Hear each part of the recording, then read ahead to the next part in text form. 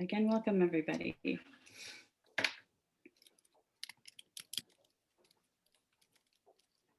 Why don't we kick off? It looks like we have a good group here. Welcome everybody. Good morning, good afternoon, good evening. Really great to see so many of you here.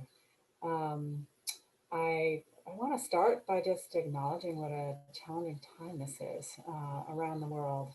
I mean, especially now, many of our partner communities are really challenged by our circumstances. And we really appreciate your commitment and your presence in joining us today. This event is part of an ongoing. You are a little bit faint. So yeah, maybe if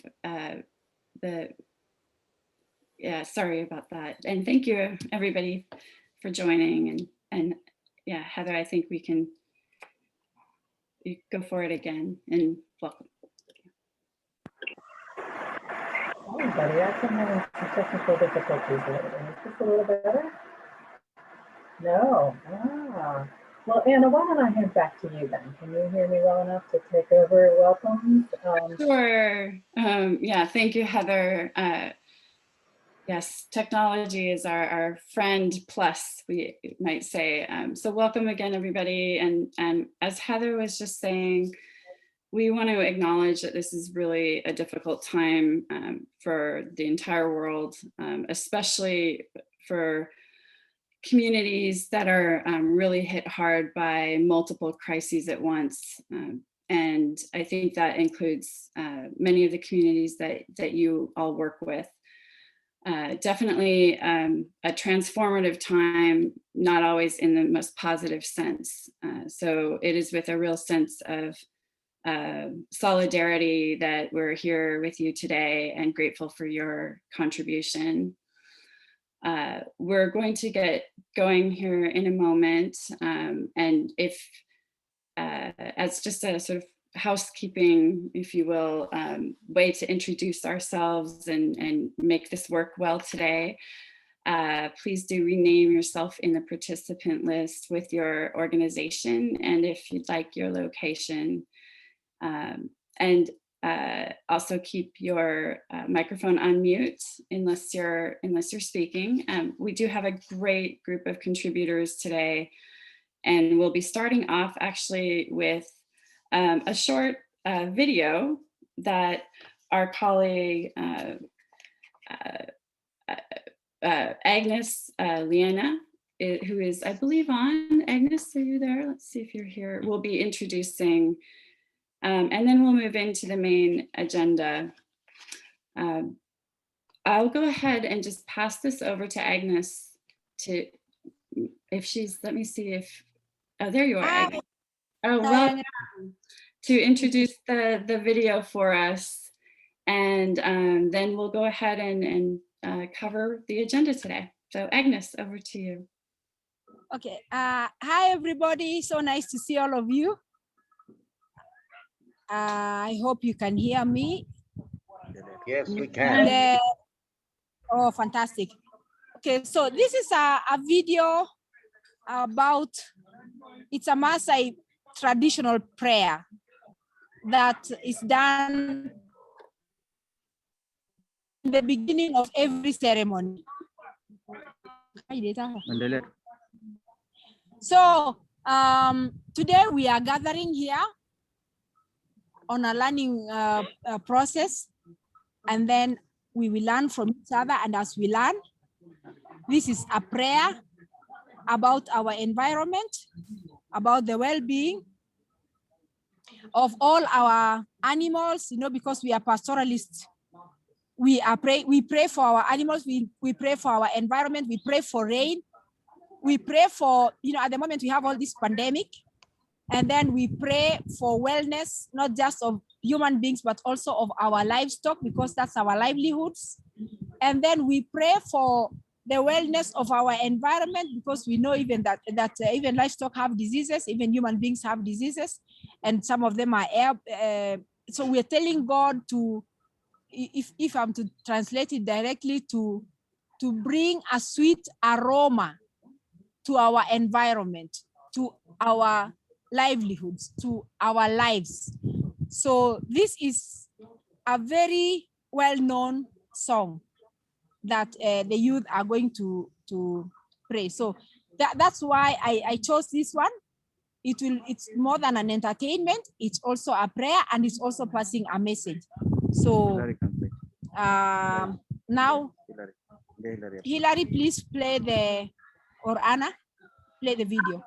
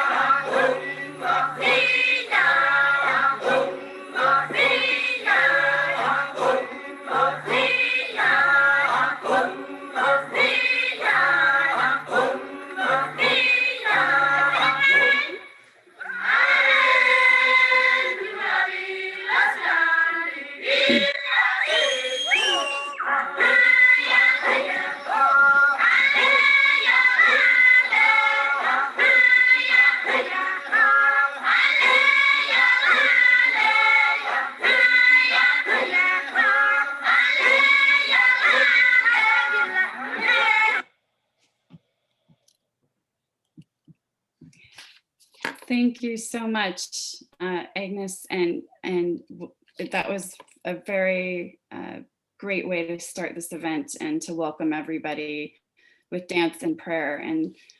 And we hope to continue to share things like that through these types of events. So please do bring to these activities your own experiences and the recordings or even live time prayer, song, dance, or other creative modes that you have.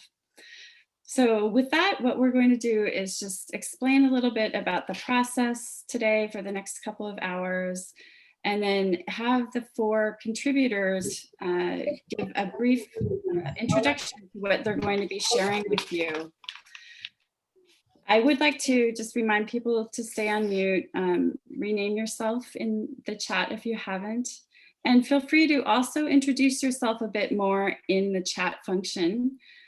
After the event today, we will have an additional half hour for informal introductions and discussion, and we're grateful for Ali Kaunga's organization Impact Parent for helping to informally host that networking event. Let's see what else. I do want to just explain that this is part of a program that CJRF has had for the last few years, learning program that continues to evolve and grow. And there will be another series of events like this and other ways to engage and contribute. And we'll cover that briefly at the end of the next couple of hours. We are recording this, and we also do plan on recording the breakout group presentations so that people who aren't here today and really are interested in this can watch later. We'll make sure that the contributors are comfortable with their presentations before we would share it, but wanted to let you all know that we are recording it, and hopefully we'll be able to use it for sharing the learning out, scaling, and really just sharing the work that many of you are doing with others as well. I think that's it in terms of the process. And with that, I'd like to have the four speakers today.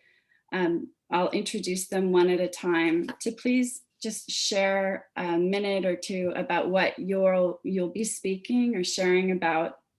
And then after that, we'll be dividing into 4 breakout groups. Each of you will be able to select 2 of the organizations to be in a group with, 1 for the first round, the first 30 minutes, and then we'll take a short break and then come back together at the end of the break, and you can select a second organization to then go into the second group with. That way we can have smaller group conversations that go into more in depth after the contributors give their presentations. And again, because we can't have everybody with this format listen to all 4 presenters, it's another reason we want to share the videos, the video recording from this with you and others who can't be here today. With that, I think we'll just start in the order that we are listing the groups for the breakout. So we have in the agenda, and in fact, I can paste it here in a moment in the chat. We have 4 groups, and the first group will be our colleague from Impact and Parents, and ask him, Ole Konga, who's the director of Impact and convener for Parent, to introduce his topic. And he describes himself also as an activist, a community organizer, an influencer, and a disruptor. So Ole Konga, if you could please just give us a brief introduction to your topic today. And you'll have to go off of mute if you're on mute. There you go. Excellent. Yeah. Hi, everyone. Yes, my name is Mali Olekaunga. I'm the Pawanka, you muted yourself. All right. I am Mali Olekaunga, Director of Impact, but I also coordinate, co-coordinate activities of Parent Alliance. Today, I'll be sharing very briefly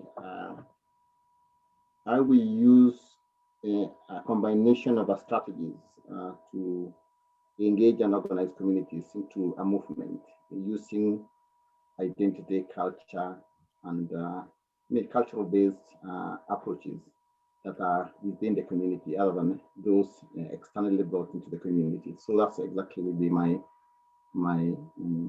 kind of a niche in these discussions. Thank you. For group 2, and I'm putting this in the chat here now so you can see it, but you will be able to select also once we break into the breakout groups. With the Kaiser Women's Group, we have Sylvia Kamashiga, and she will be actually sharing a video of the work that she's doing with the Kaiser Women's Group. So Sylvia, would you like to say just a few words to give people a bit of an additional preview? And I don't think she's joined the meeting. Oh, she's not here yet. Okay, well, I will go ahead and do that then. So Sylvia's group in Kenya works with women to really empower women through dance, drama, and a number of different livelihood options. The video that they're sharing today is a 7.5-minute video that really does sort of bring in the context of the communities there and how they're hit hard also by the sort of petroleum industry and the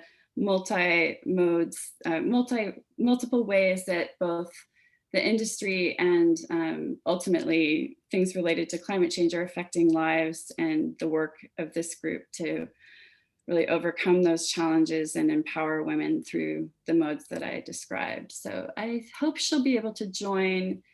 And if she's not joining, I know she's had some technical problems with internet access. So we'll just decide in a few minutes exactly how to do that, and if we still continue with the group if she's not here today. Let's go ahead and introduce then Mariana Lopez and Edna Captoyo. I don't know if you both want to do an introduction, but they're with Pawanka, and I will go ahead and I guess Mariana, hand to you to give a preview of your topic. Thank you, Anna, Heather, and Hilary for organizing this event and invite us to share our work. I'm program director of Pawanka Fund.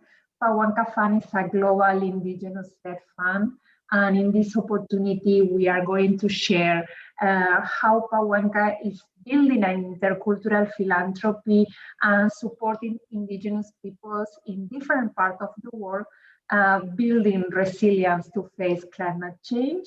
We are going to share some lessons learned of this 6 year of Pawanka that is, we are working, and some examples on how different communities are revitalizing some traditional knowledge combined with innovations to build resilience.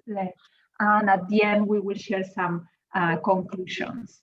So is here my colleague, Edna Captoyo from Nairobi. I don't want, if you want to say just hello, and also Carla Bush, the program, the administrator director. So Edna, just to. Greetings, everyone. Thank you, CJLF, for organizing this event. And we are happy to share with you the work of Pawanka and its partners. Thank you. Thank you, Mariana and Edna. Last but not least, we have Aminul Hook, who is the Director of Monitoring and Evaluation at the Coast Foundation in Bangladesh. So Aminul, over to you for a brief preview. Thank you, Anna, and welcome to all. This is Aminul, and working with Coast Foundation, Director Monitoring and Evaluation. Here I will going to present how the project activities, especially empowering community through education and economic security, how they build their adaptive capacity and increase their resilience. I will share here, and I will also share the local level advocacy, because how the local advocacy is playing to enhance the government practice in the to increase their service and effectiveness for that will support the beneficiary to get more adaptive capacity in the vulnerable areas. Thank you.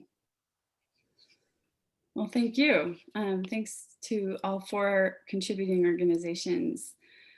So I do think, because we are not seeing our colleague Sylvia, that we probably should just have 3 groups today and share that video another time with you all. I think that it's already a prepared video, and that we can do that and have a conversation in another, in another way with this community. I think next what we'll do is give you each the option of which of the 3 groups to join. And I don't know if we should just skip the number 2. Hilary, what do you think? Should we just skip, like just have them called 1, 2, 3?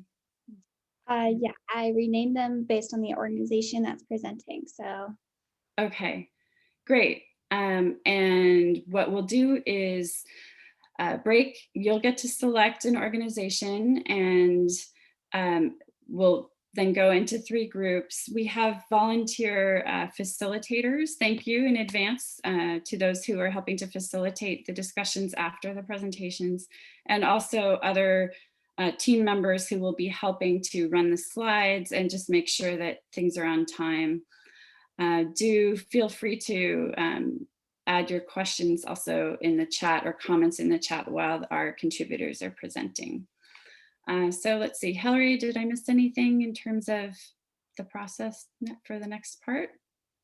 Just that each round will be 30 minutes, so about 15 minutes of discussion and about 15 minutes for starting with the presentations. Right, and then after the 30 minutes, we will have about a 10-minute break. So you can just take a break and come back, and then we'll start the second round. And after the second round, we'll get back together and do some highlights of what has been shared and a few other things before we finish. So with that, Hillary can go ahead and put up the breakout groups, and you can select an organization. If we have a huge imbalance, we might ask a few people to volunteer to do a different one first, but let's just see how the balance is at the first try. Okay. Hey everyone, why don't we get started? I see there's like 9 unassigned participants. We'll see if any of them end up joining us or not, but for the sake of honoring the timeline that we have, why don't we jump in? I'm Diane Ives. I'm with the Candida Fund. I'm also a member of the review board for the Climate Justice Resilience Fund, and I'm really happy to be with all of you. For me, it's morning. For all of you, it might be different parts of the day, but it's great to be together. We're going to have Aminul present for 15 minutes, and then there will be a discussion. And I think, Jaron, you're going to be doing the facilitation on the Q&A, if I understand correctly. And he's posting things into the chat so that we'll have them. So Aminul, I'm going to let you get started with things, and I understand that you have slides to share. Is that right? Thank you, Diana. I will play the screen share because I'm allowed. I'm requesting. Thank you and welcome all.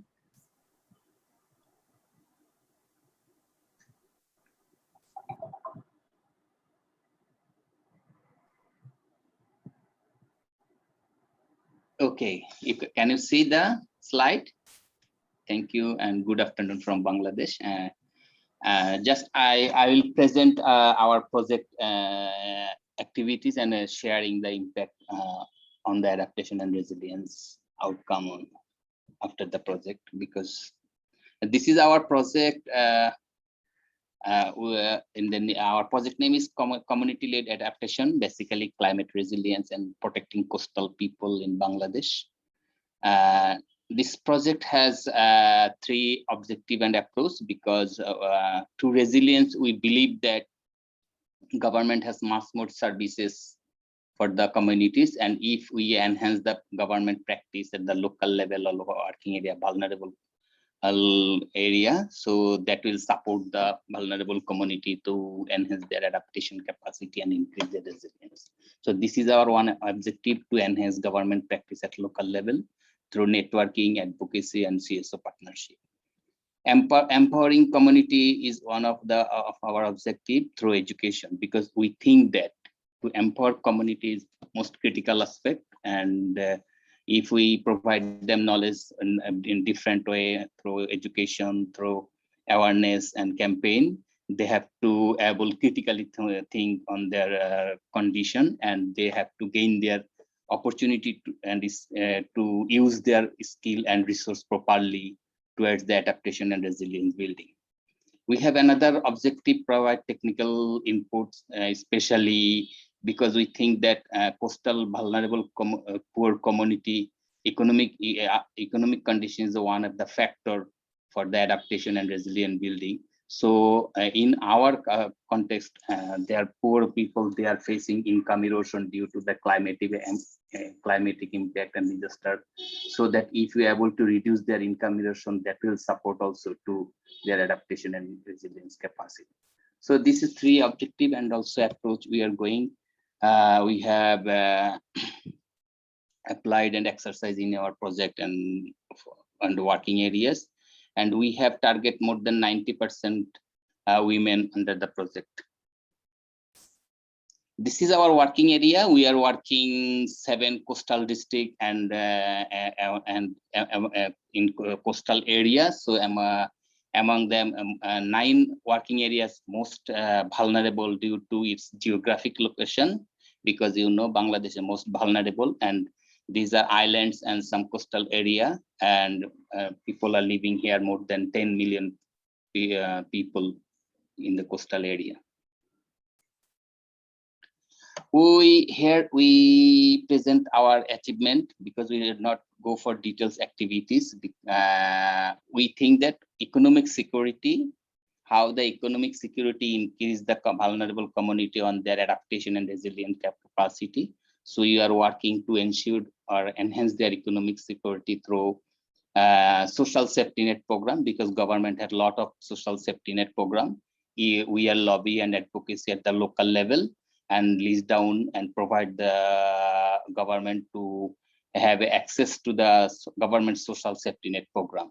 So there are some number of people, vulnerable community, they have directly access to the social safety net program. That's why this social safety net program has ensured their economic security at a level that has increased their adaptation capacity in vulnerable and cope with the climate change effect, and also increase their resolution. We have piloting the climate and adaptive income generation techniques.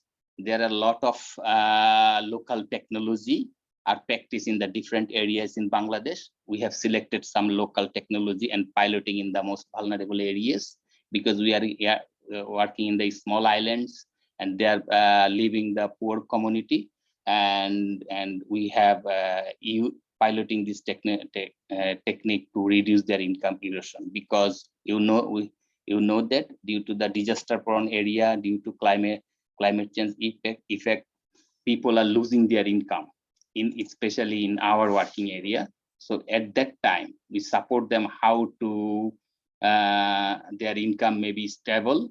So we have piloting. We have piloted more than 500 and 600 family, but to promote these technologies, we have conduct campaign among more than 30,000 families, and we have reported and observed that there are more than 4,000 family adopted this climate adaptive income generation techniques, and have able to reduce their income erosion at the portion. And another issue, we have targeted the fishers community in coastal area, because they are vulnerable and mostly poor. So government had introduced to a special safety net program for fishers community.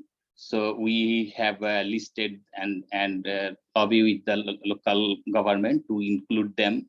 And there are more than 180,000 fishermen are newly registered for the government social safety net program, because in our country, including the registration is the political. That means those people are pro-political. They are getting priority for access in the safety net program and others government service. So this is one challenge to listed and register the real poor for the government safety net program. So we have done these activities through local network and local community. So we also empowering the community through different program activities. Among them, community radio is the one of the major tools for us, because Coast has established 2 community radio in coastal area. Apart, there are more 6 coastal community radios working for the community development. So we have support them, and we have developed 50 packages on the different issues, especially women rights and women issues, disaster risk reduction, income generating activities, and reducing the religious superstition. So like this, we have developed 50 packages and continuously broadcasting among the community and reach them. And we have reached more than 3.5 million families through the community radios. And this has made them aware and made them educated on fighting against the social fallacies, and they have aware on the disaster risk reduction and others. And apart, we have conduct the adolescent center, because we think the adolescent is one of the stake in future, and their change change agent. So we have also here we piloted the adolescent through education, because we have taken dropout adolescent is and 100% they are girl adolescent, but we thank them there we have include both boys and girl for the change maker in future. So we have designed 17 life skill based lesson and provide them for their socio-economic development. We have already said that the climate adaptive technology, we have campaigned over 30,000 families and different awareness campaign we have provided among our the working area in vulnerable to the vulnerable communities. What we have learned in the we try to practice, because we think that three aspects we focus: economic security and empowering through education and network and lobby. So we have seen that in our project area there have we have locally led economic solution, because through the reducing the income erosion. But we think that local led solutions sometimes is a question of sustain, because until we unable to policy link with the policy process. Here we give an example, because we have piloting the small scale economic activities, but it will have to able to reduce their income erosion at a level. But if we want to make large scale economic activities, there is a challenge, because there is a marketing facility, there have no marketing facilities there, and government has also reluctant to develop their marketing facilities in the remote, most vulnerable areas. Because while government come forward with some development activities, they have considered whether it will be profitable or economically viable or profitable. So that we think that our family, they have able to reduce income at a short scale, small scale, but in a large scale, it is failure due to marketing opportunity. And I think it is not it is questionable to sustain in the long term. So what is this is one thing: disaster risk reduction versus long-term protection, because this is the question what level of disaster, what level of adaptation can be taken by the community. This is the question, and we cannot define what level of adaptation we call it resilience. In Bangladesh, most people are living in the coastal area, and due to disaster, they are losing their home due to tidal surge, river erosion, and different type of cyclones. So people are suffering most, and they have losing their land. So when we go to the coastal area, the people say we need an embankment. So people say that first line protection is embankment. If they got embankment, they feel resilient. So this is the question on the project: what level of resilient we cannot define. So we have able to achieve the economic security at a level, but can we see the resilience? This is the question. So resilience definition is a big challenge in the context of local. So this I think that we are achieving some sort of resilience or adaptation capacity, but here is a government role and responsibility to protection those resilience or adaptation will be sustained in long term. This picture is showing people are displaced due to river erosion, and if we look to the coastal area, people are suffering due to lack of embankment and displaced and migrated to other areas. So resilience is the question to resilience is a big challenge, and a question to measure as the appropriate level of resilience. This is our learning. We think that education is the one of the most factor, though despite of have increase of economic capacity, but until the community has no education, how they are using their existing resources in the proper way, how they are make their disaster management in the vulnerable area. So this is the question. So if we don't have education among the community, they are unable to develop their adaptation capacity and increase their resolution capacity despite having the resource. This is one. Local network, I think local network is advocacy is working better where institutional governance is poor. If we here in the Asian country, our countries, the institutional governance is very poor. Government has delivering allocating much more money through the budgetary process. But if we go to the local level, that are not properly used to the benefit of the poor and vulnerable target community. So in that case, though we are doing advocacy at national and international level, but until the government local level practice not enhanced with for effective benefit implementation of the government plan, so vulnerable community or target community will not get really benefited. So in that cases, local level advocacy voice to the local government will be more effective to get the beneficiaries. We have seen an example and experience in the safety net program, access to the poor people. So whether we shout in the national level, it will better work if we shout our voice raise in the local level. So this is our learning from the project I have shared. Thank you so much. Thank you so much, Aminul. Jaren, do you want to lead the Q&A? Yeah, definitely. Thanks. Thank you so much to our friend from Coast for such an interesting presentation on the multiple layers of strategies that you're using to address climate change resiliency in your communities. My name is Jaren Vogelsang. I work with an organization called Namati, and I'm just going to be facilitating this session. And we have about 12 or 15 minutes here.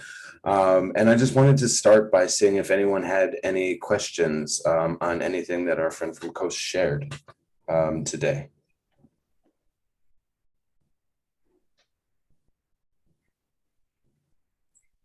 Can I ask a question, Aminul? When you were talking about the fishers and the fishing ban, what are the alternate economic income generating strategies that you all are exploring?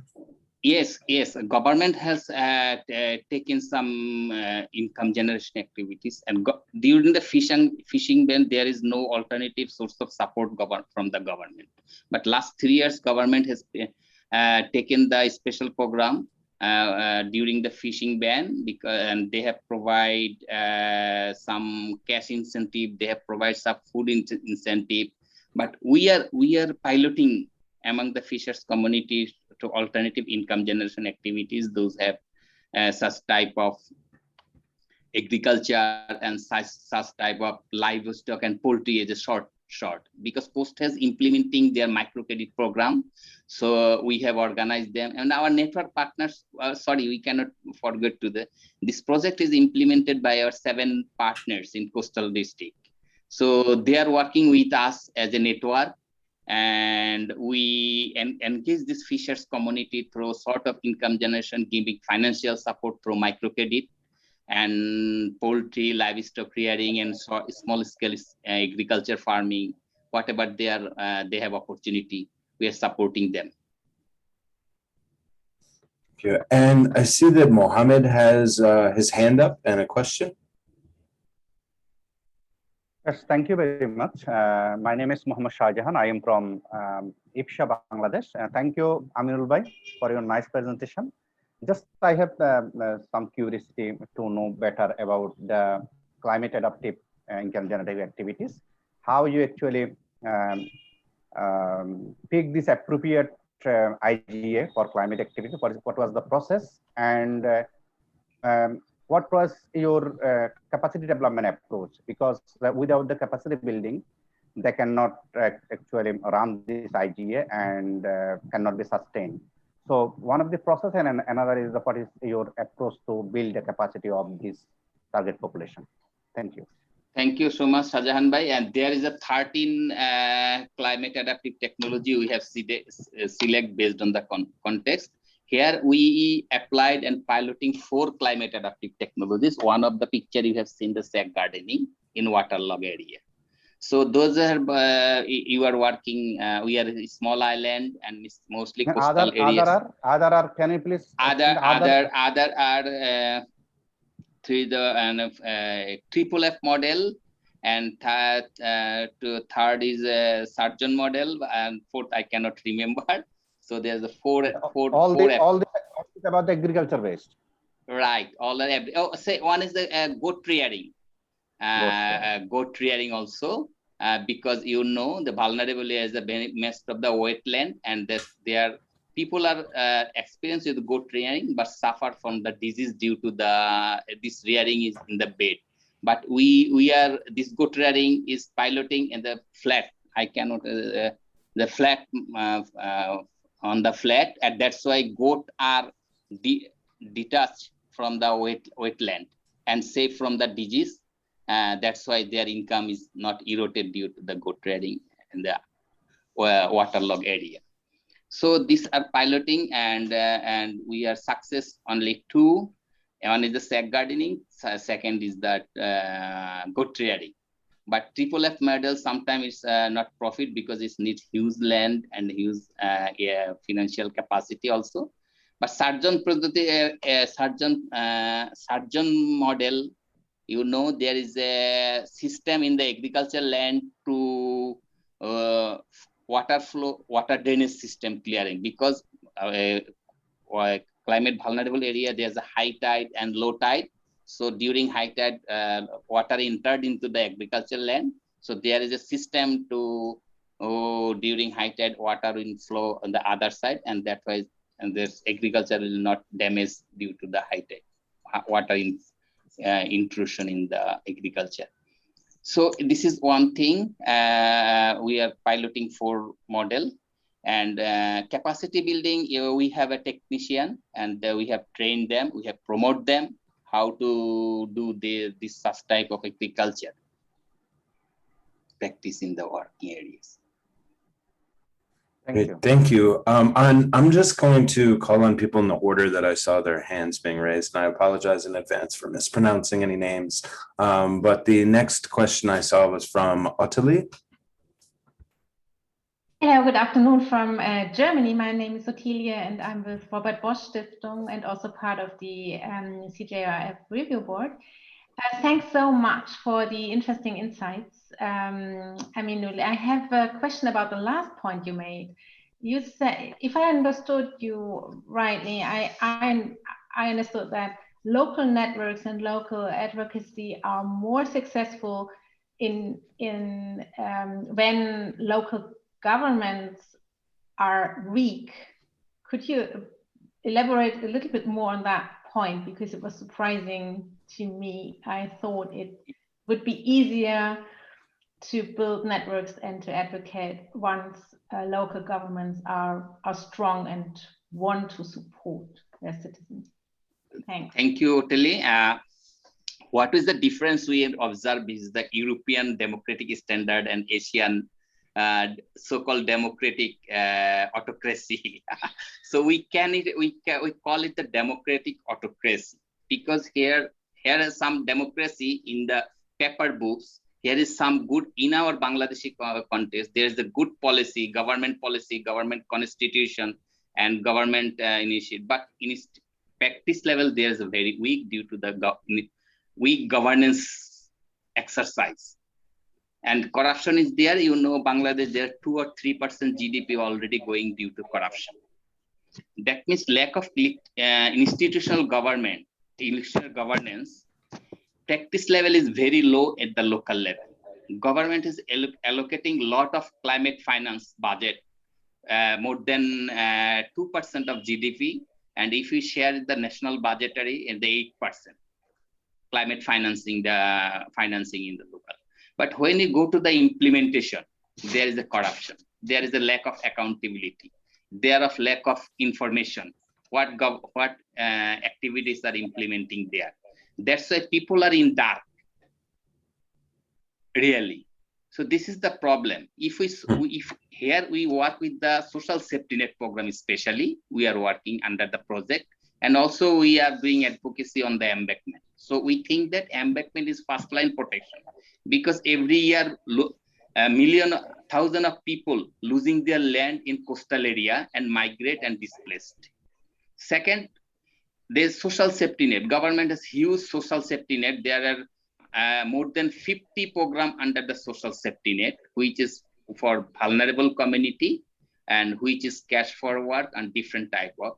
But there is lack. Real poor are not access the social safety net properly because political misgovernance. I said that those people are pro-politician at local level, they are getting access. But if they're real poor, they're really vulnerable, they did not get access. So observing this, we raise voice at national level, but not at this work at properly at local level. So voice have to raise from the local.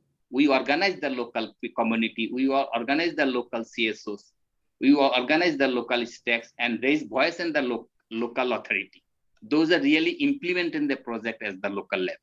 So in that, there are some achievement and success, because while we raise the voice at local level, then they are sensitized. They think there's some voice, because if we raise voice individually, like European, though our local government will not pay any response here. But collaboratively, it gives some result. Maybe we cannot claim that they're 100%, but their local while collaboratively voice raise, their local government response, and there have some result to get more benefit from the government development activities. Great, thank you. Somehow our time has gone by very quickly, but we have time for one or two other questions or reflections. And the next hand that I saw up was Mukhlis, sir. Yes, yes, this is Mukhlis from Bangladesh. I just like to say a few things very quickly. I mean, in the coastal area now we have two types of fishing bans. One is on Hilsha conservation, which is a single species conservation being practiced for last 12 years or so. But recently, government recently banned fishing for 65 days in the coast, all over the coast. But for Hilsha conservation, Hilsha is a single species and it is only in limited areas.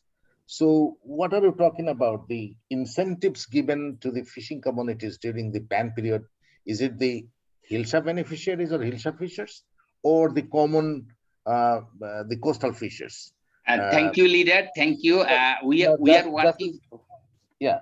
So this is one thing. Other thing is, I mean, you are doing good that you are supporting communities for different types of, agricultural, adaptive agriculture. How about the role of DAE, the mainstream department of the government to support communities on climate smart agriculture? How do you integrate DAE at the local level so that when the project is over, you can, the communities and DAE can continue this practice? So that's, these are my few quick comments. Thank you. Thank you. We are working as a common for the following the ban period, because I already said that the listing and registering the fishers community is pro-politician. It depends on the political biasness. So we are working to register fishers community. Those are real entitled. This is one. Role of BAE, we do not focus on that, but we have tried to include our local agriculture officer. There is one of activity under the project to monitor the salinity and projecting what sort of agriculture will be useful for the salinity level of salinity increase in the coastal area. So under the project, we have exercised such type of salinity observation and monitoring activities, and based on the this output, our local agriculture has engaged with community to advise them on the suitable agriculture activities. These are our sort of small yeah. activities under the project. Very good. Sadhan bhai, I have one point to add. I just forgot. So that's why when you said that the embankment is the first line of defense against cyclone, but we, along with GIZ, we did some work in the coastal area, Sundarbans, and with others as well. We actually, probably national level, we think that mangroves is the first line of defense. And that's why we have lots of mangrove plantation from the government and also at the private sector and NGOs. And then is the embankment. So we emphasize more on the mangroves because mangroves is not only giving the defense against cyclone, but also the livelihoods and carbon sequestration. So it has multiple benefits. We actually, I think better if we all say mangrove forest is the first line of defense and then the embankment is the second line. That I think would be better to reflect the situation. Thanks. Thank you, leader. Leader.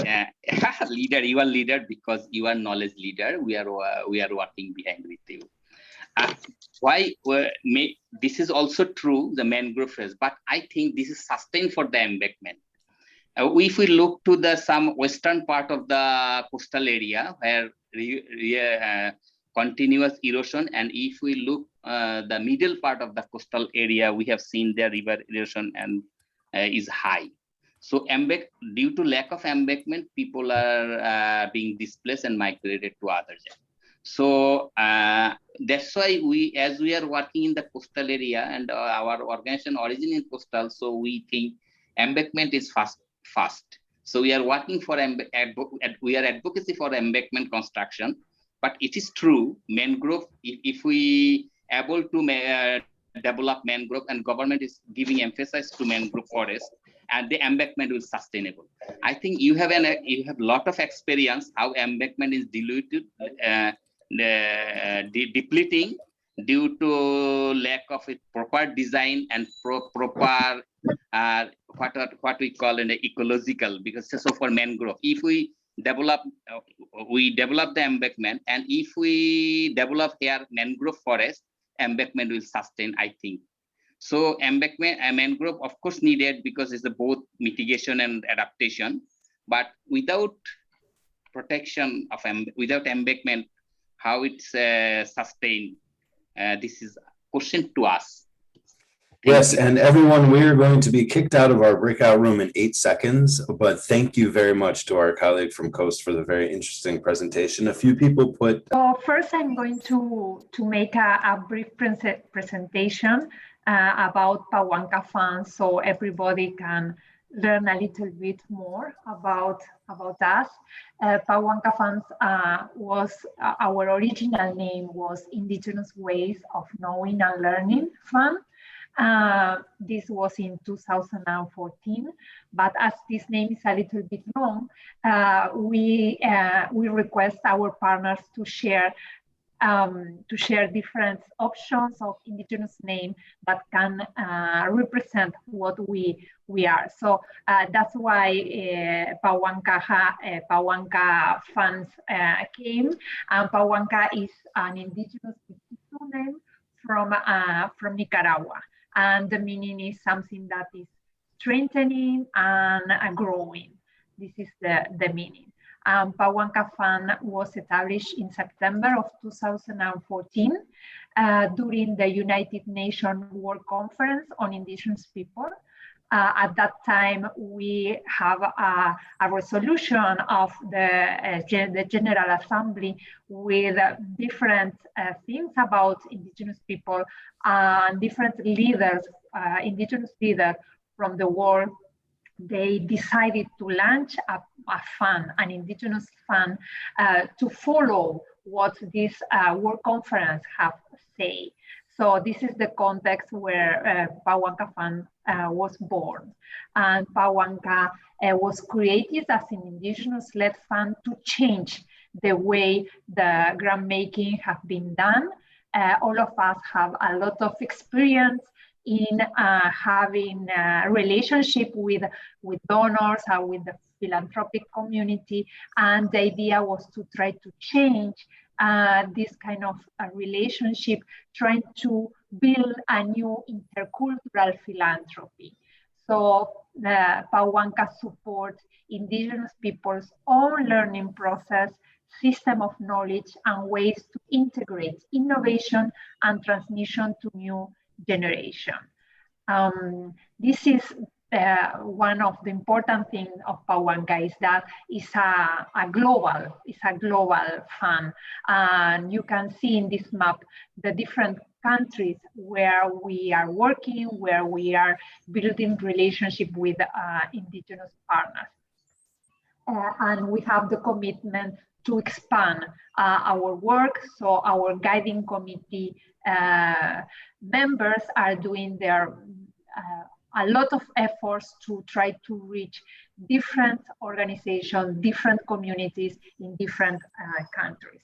In these 6 years, we have supported 186 partners in 57 countries of the 7 sociocultural regions of the world. We would like to share a little bit how does Pawanka support indigenous community to build resilience and face climate impact. So we have enumerated some of key strategies. The first one is recognizing local expertise and knowledge of local community. This is key. Making direct funding and to partners, and the partners have full control of the decision, not just the activities or the time frame, but also decisions on the budget. And we think that this is very important. Being flexible on requirements and reporting system, selecting partners and promoting learning and sharing based on cultural due diligence. Pawanka Fund has developed 8 cultural indicators that help to work and to monitoring how indigenous people are implementing their projects. Pawanka established partnership based on trust and indigenous values, supports self-determination and indigenous governance systems, make efforts to reach indigenous communities that otherwise would not have access to resources, and advocate for transforming power relationship in philanthropy. This is some of our key strategies to support indigenous communities to build resiliency. So lastly, I would like to share some lessons learned of these 6 years. We have been increasing the number of local partners. At the beginning, we have 20 grants per year, and last year we have 75. So we are very happy with this increase, but of course make us a challenge to build relationship based on reciprocity and trust. So our process of mentoring, accompaniment, and flexibility have been key in this process. So our partners have been able to revitalize the cultural and traditional knowledge as key elements for their empowerment and building resiliency. But this process of revitalization also implies cultural transformation and innovation. So it's traditional knowledge combined with transformation and innovation. This is something that we have learned. Then we try to balance the different process of documentation, not just working with the written documentation, and we try to include different audiovisual or other kind of creative method, considering the challenge in terms of language, working with so many regions. And something very, very important that I want to close with that is that in Pawanka, we are building a collective process that includes diverse contexts, cultural backgrounds, and we know that this process is slow, but it's very powerful because it's collective and we are changing the traditional power relationship. So I'm going to finish with the presentation here, and I want to share a very brief video about some examples of our partners, and all the information is from our partners, Pawanka partners, regarding how they are revitalizing their traditional knowledge and including innovation. So I'm going to share this. Please let me know if I'm sharing correctly. Yes, we can see it, Mariana. Thank you.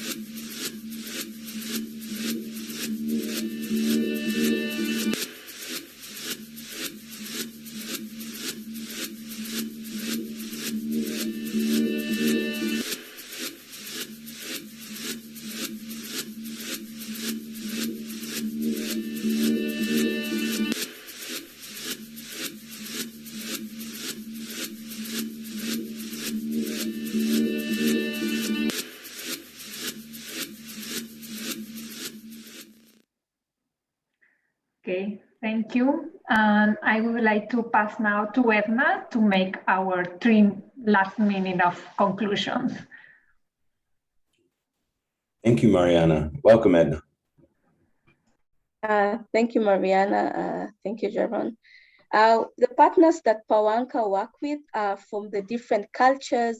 They're practicing different traditional knowledge systems and also cultural practices. And also they come from different ecosystems. There are those from the Arctic, as you've seen, the Sami, and also those from North America. We have those from the drylands. We have those from the islands or coastal ecosystems. So we have a diverse group, but what we've learned along the way and found is that as Indigenous people, all are really practicing collective resilience, and they're trying to build this within their communities, whilst also using their traditional knowledge, having an integrated approach in terms of how they holistically respond to climate threats and also the challenge of extractivism. But the key learning as well in terms of how they're strengthening their resilience in their communities and also within using their traditional knowledge while revitalizing it and also incorporating innovations, they are also using intercultural approach to research. So they are also documenting this kind of knowledge within their communities. We've seen youth from Indonesia, for instance, documenting how their communities were adapting and mitigating in the Haruku Islands. We have partners also incorporating aspects of intergenerational learning, which is really important for indigenous peoples, community continuity, and also in ensuring sustainability of these practices. And of course, we are living in a new digital age, and so there's a lot of communities as well who are incorporating new information technology in terms of using GIS and other technologies to really come up with their own digital maps, using cultural mapping practices, and also really creating digital stories for transmission of knowledge and also the practices and the sharing of these learnings. Some partners, of course, are protecting the seed systems and also revitalizing the traditional food systems, which also was important in times of COVID. We had seen that a lot of communities that are already implementing this were able to ensure resilience for their communities and food security. So a lot of partners are also working also to bring on board groups that are also always often sometimes excluded due to patriarchal practices, for instance. So we have women networks who are being brought on board and strengthening of those networks, and also youth partners in the communities really, and also really making them visible because they are the protectors of Mother Earth. There are also those working around really enhancing and ensuring the security of water, because it's key within most of our indigenous communities. And of course, with the advancement as well in the policy space, some partners are also engaging in a lot of networking amongst themselves, regionally, globally, locally, really to advocate for visibility and recognition of traditional knowledge. And one example as well, we have partners from Russia who took a policy decision for creation of local communities and indigenous people's knowledge platform from the Climate Change Convention. And they are creating their own indigenous youth in Russia are creating their own indigenous platform that also is advancing the decision of that platform to also showcase to government that it's possible to use traditional knowledge and to also build resilience within communities, and also communities are also helping us change agents. And Pawanka, as an indigenous-led fund, is playing a key role because it's accompanying partners from local level, from different levels, regionally, even those locally, to advance indigenous people's self-determination and also self-governance by facilitating them to carry out their activities, because they understand that communities know better their context and are better able to come up with solution and innovation that suit their challenges, and the solution that can be able to be extended over a period of time and sustained, so community can be able to own these processes. And one key thing is that understanding that indigenous people themselves are experts, so they're able to carry out the tradition they've learned over millennia and innovated really to support the building of collective resilience amongst their communities and for future generations. Thank you. Thank you so much, Edna and Mariana. It was wonderful to hear about the amazing work that Pawanka's partners are doing, and like just also extremely refreshing to hear about the values that you're bringing to your grant making and really trying to flip the incredibly unequal power dynamics that often exist between grantor and grantee. We have about 10 minutes for questions and discussions. Does anyone have any questions that they would like to ask to either Mariana or Edna?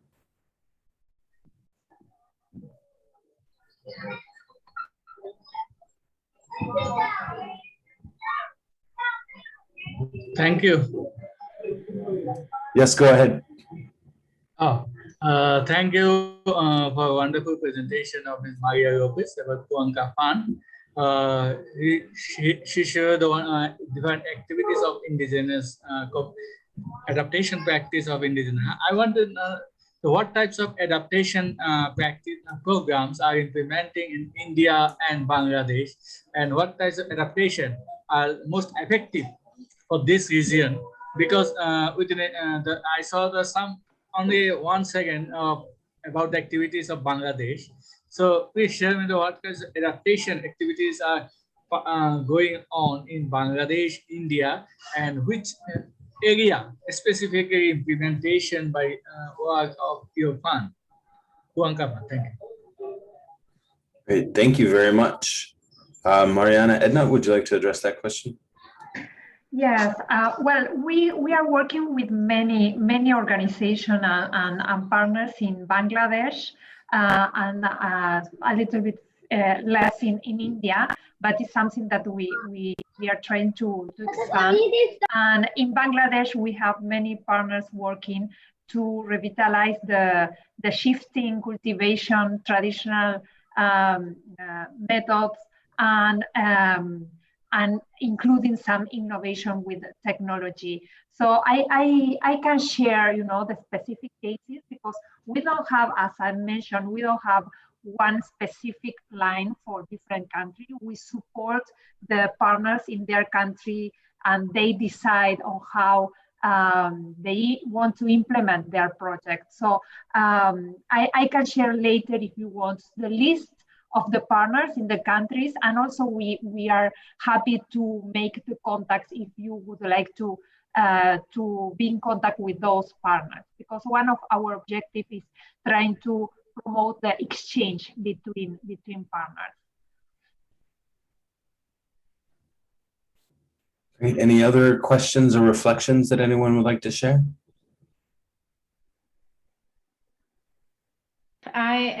May thank you so much, Edna and Mariana. I'm very impressed about your work. My name is Sotilia, and I'm with Robert Bosch Foundation in Germany, and as a part of the CJRF review board. And it was really exciting to learn how you do participatory grant making and work on this power shift between grant fund and grantee.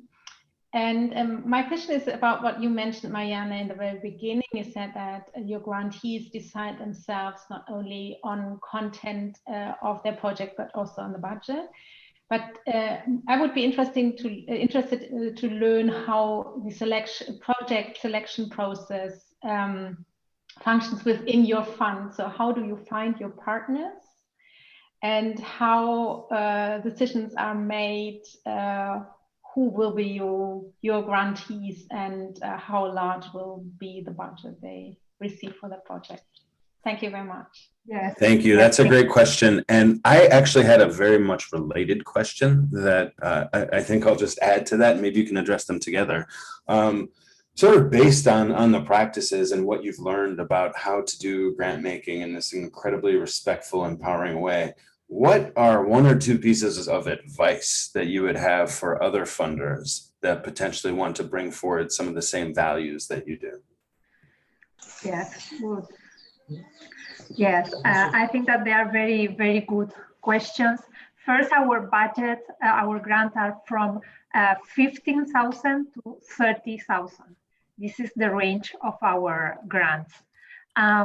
And the selection process is very interesting process. I will try to summarize, because I know that we have 5 minutes.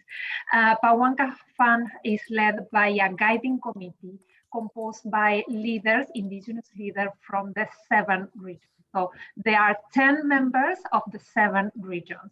And those leaders take collective decisions. So they recommend and endorse the organization to the others, so they can select the partners. And the selection is based on a process that we call cultural due diligence. So the members of the guiding committee need to show and describe how this organization and these partners are working, or they can contribute to these cultural indicators. They define 8 cultural indicators, so they make a cultural due diligence, showing how those partners, those possible partners, are contributing to those indicators, the indicators or criteria. They are well-being, traditional knowledge, equity between men and women, spirituality, networking and partners. So we have these 8 indicators. And in this collective moment and decisions, each of the guiding committee endorse an organization and a partner and show to the others how this partner is accomplishing this cultural due diligence. We know that other donors, maybe they make first an administrative and legal due diligence. And if this organization has, the criteria of legal registration and administrative everything, so this is the first step. So for us, the first step is the cultural due diligence. And then we make the legal and administrative due diligence, and we help the organization to accomplish all the requirements, the legal and the administrative requirement. But we prefer to base the decision on this social recognition between indigenous people organizations. So the advice is for me to try to build this relationship based on trust. The trust is like very important to build. It's something that we can build along the years, and we can also base that on the social recognition and how one organization can recommend the other. Sometimes we feel that we cannot trust in anybody, but it's something that we need to build. It's a process, and also the importance of to be a collective process and not an individual process. So I don't know if I answered, or you prefer me to expand a little bit. We work also with a US-based organization in the US. We have a partnership with them, so our grants go through them. So when the guiding committee of Pawanka present the list of approved organization based on the cultural due diligence, that organization in the US make the administrative and the legal due diligence. So our grants really have this, all the international standard security, requirement. But we help the organization to have this, for example, the translation of the bylaw, the development of organizational budget, all these requirements. We also mentor the organization to accomplish all the legal and administrative requirements. Yes. Thank you so much, Mariana. And we have just about a minute and a half remaining. Does anyone have any final thought or reflection that they would like to share? Just to say that it's refreshing to hear you and Mariana say that you kind of like helped organizations deal with the legal and organizational due diligence. It's so many funders just give up on organizations if they don't have legal capacity or organizational capacity. So it's really refreshing to hear that. Yes, we have set a special fund inside our fund to help also financially the organization to go to the legal registration process or the translation of the material or the audits, the financial audits. So because we think that it's very important also the empowerment of the institutional empowerment of the organization. So we also support financially those processes. Great. Well, we have 8 seconds left. A big thank you to Mariana and Edna. This was a great session. I agree. It was very, very refreshing.